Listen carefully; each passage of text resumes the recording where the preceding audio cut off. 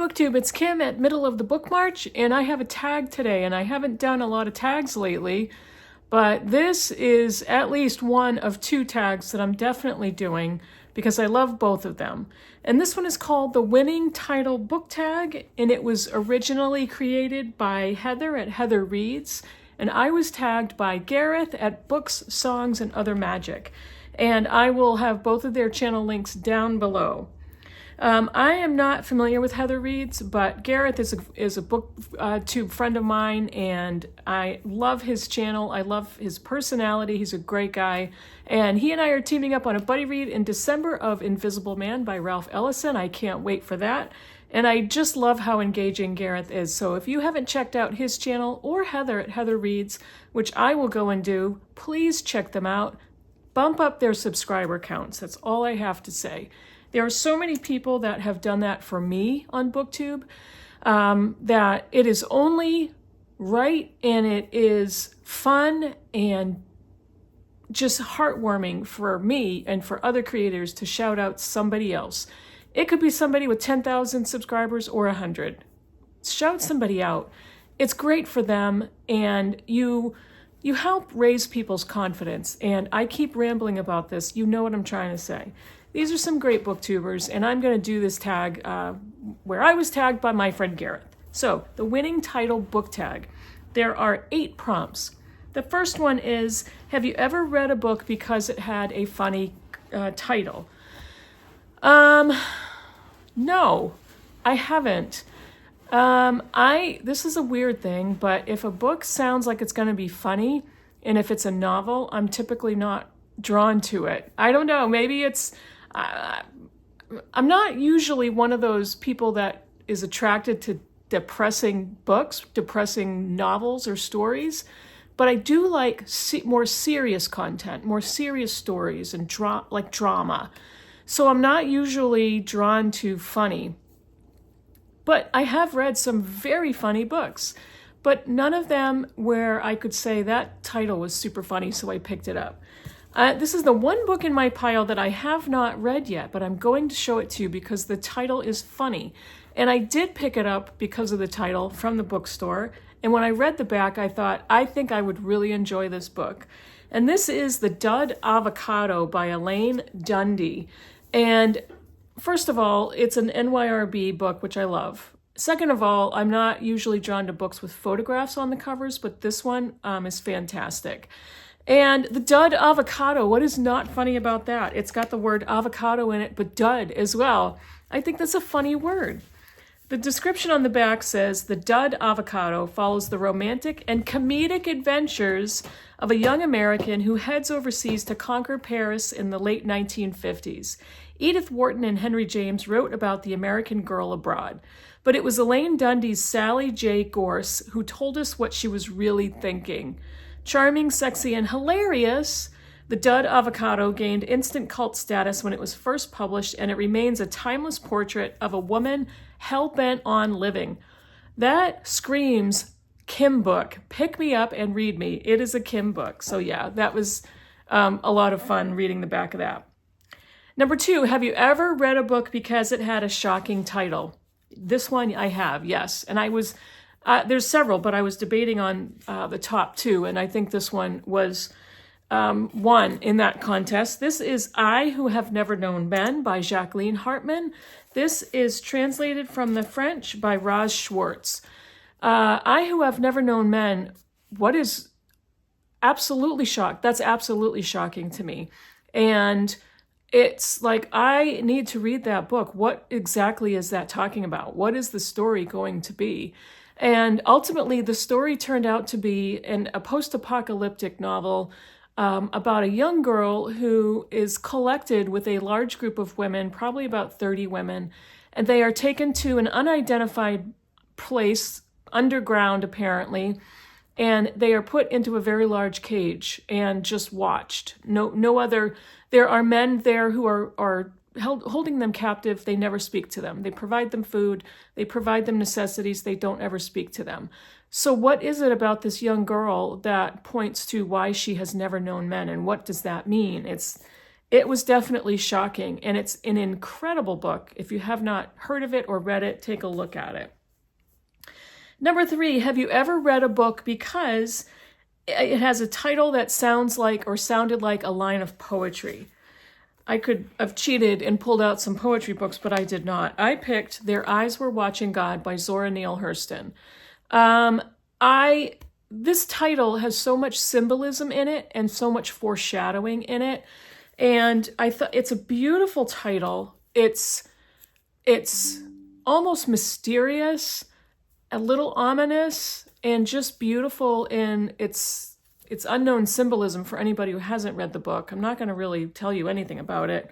And it's the back. One of the blurbs on the back says, "The prototypical Black novel of affirmation. It is the most successful, convincing, and exemplary novel of Black love that we have, period." It's one of the best books on audio I've listened to, and I listened to this from Ruby Dee narrating it. And if you have a chance to listen to her narration, it is absolutely incredible. It was a difficult book for me to read because of the dialect, but reading it and listening to it, it just brought it to life. But this title was so striking to me, Their Eyes Were Watching God. And I could almost hear that in a line of poetry. And I never get sick of saying this title out loud, if that makes sense. It might sound a little weird. Number 4, have you ever read a book because it had a title which made me ask a question? Yeah, a lot of them. But this one, My Year of Rest and Relaxation by Ottessa Moshfegh, I read that title and I thought, what is that about? What is that talking about? How do you have a whole year of rest and relaxation? I must find out what that book is about. And it is not really about resting and relaxing. This is a book about depression. And it is fascinating. There have been very mixed reviews on this book. I really loved it. I thought it was darkly funny. It was utterly convincing if you are familiar with depression.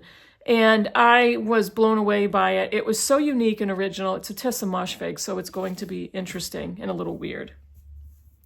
Number 5, have you ever read a book because it had a heartwarming title? Yes, The Friend by Sigrid Nunez. Look at, how do you not think this is heartwarming? It's got a picture of a Great Dane on the cover. When you've got a picture of a dog on the cover, you know it's probably going to be heartwarming and lovely and affectionate.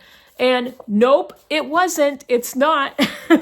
It's not about that. This is about a big dog, and it's about a woman who is friends with her male best friend who has passed away.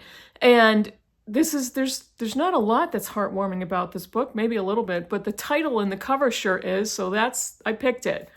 And if you love dogs, that Great Dane, how much of a beauty is he? Or she, you never know. Number 6, have you ever read a book because it had a title with an unusual combination of words? I don't know, this one may be a stretch to some of you, but I thought it was an interesting combination of words. And honestly, the title got me to pick up the book in the bookstore. This is The Queen of Dirt Island by Donal Ryan. I just read this recently and really loved it. But who is going to be a queen of a patch of dirt? What is a dirt island? Why is there a queen of an island made out of dirt?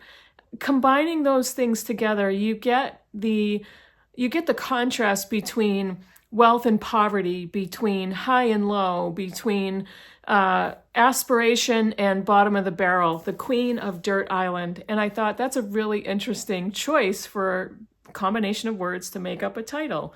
And I loved the book.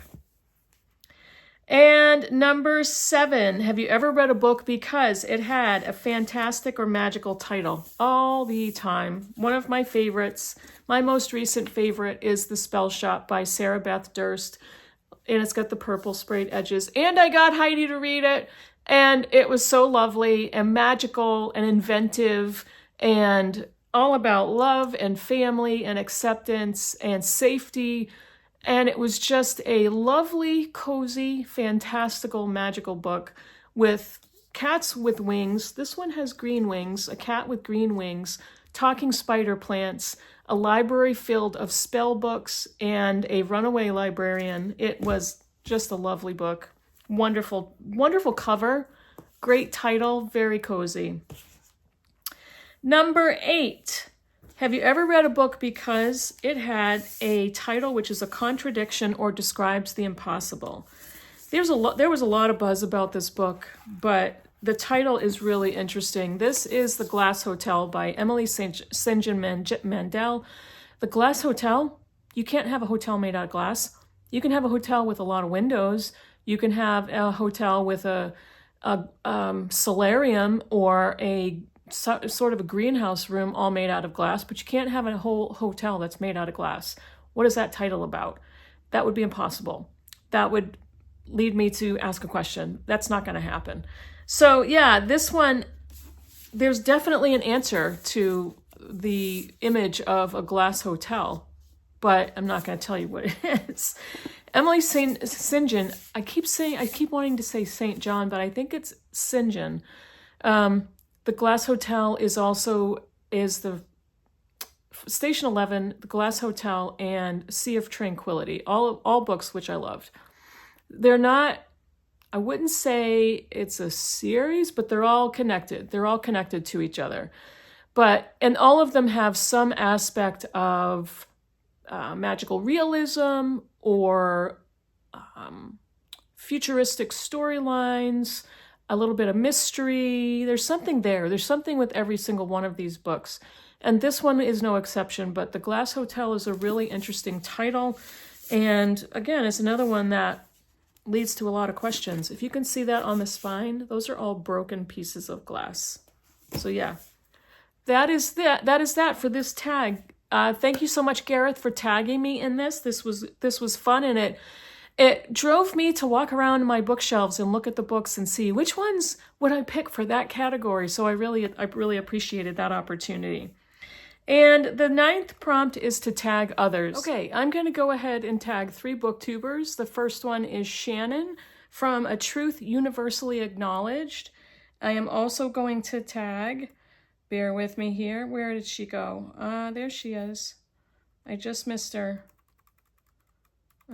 Angela from Angela's Bookcase, and Reney from Fully Booked. So you are all tagged. If you have done it or don't want to do it, there is no pressure whatsoever from me. So let me know in the comments below what you think about the books I showed you or any of the questions on the tag, and I will talk to you all later in the next video. Bye, everybody.